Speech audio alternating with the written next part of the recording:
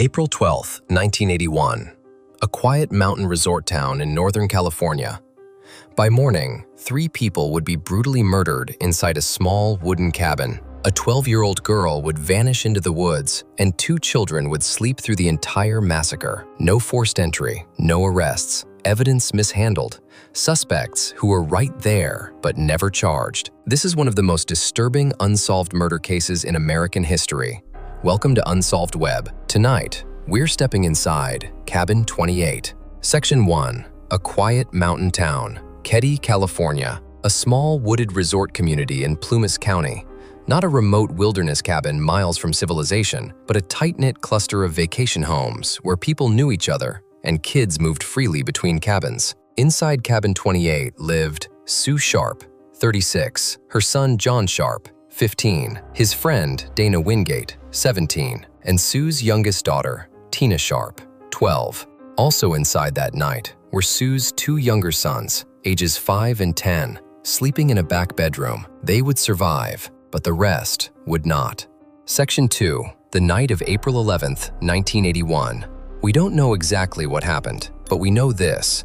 There were no signs of forced entry. Whoever entered Cabin 28 likely knew the family or was allowed inside. At some point during the night, violence erupted. Sue, John, and Dana were bound with medical tape and electrical wire, beaten with a hammer, stabbed repeatedly. The phone was ripped from the wall, furniture overturned. Blood evidence later suggested the killer, or killers, moved through the cabin with disturbing calm. And just feet away, 2 young boys either slept through the attack or were deliberately spared.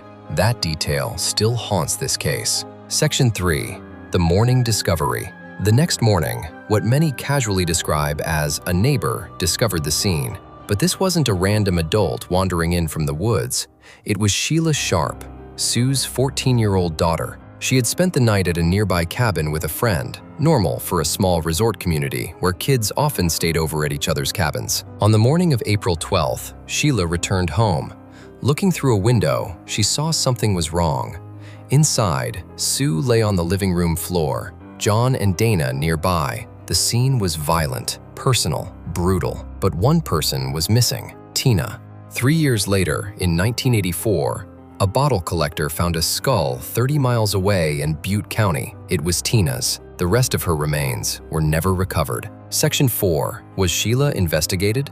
As with most violent crime scenes, investigators examined everyone connected to the victims, including family members and the person who first discovered the bodies. Sheila was questioned, but there has never been credible evidence tying her or the family she stayed with to the murders.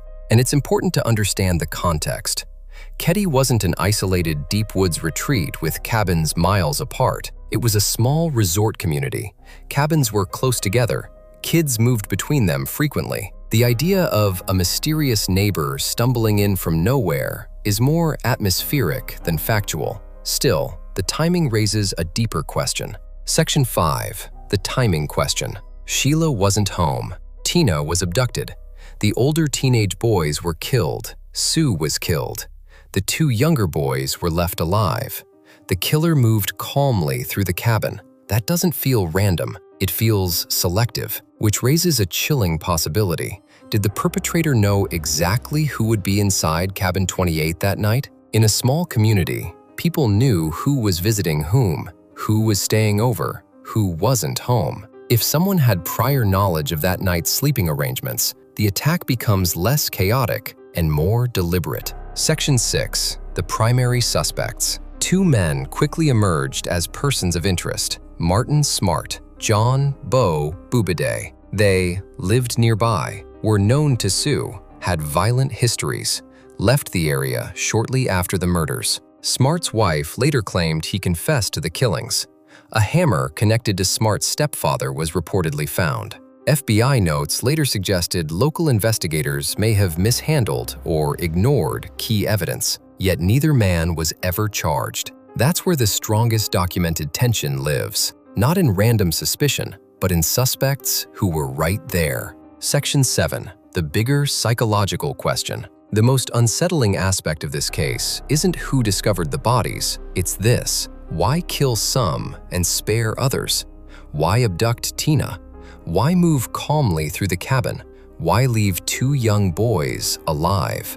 That suggests familiarity, an emotional motive, a targeted grievance, possibly multiple perpetrators. The real horror may not be a stranger in the woods. It may be someone the family already knew and trusted. Section 8. Why this case still matters. More than 40 years later, the Keddie cabin murders remain unsolved.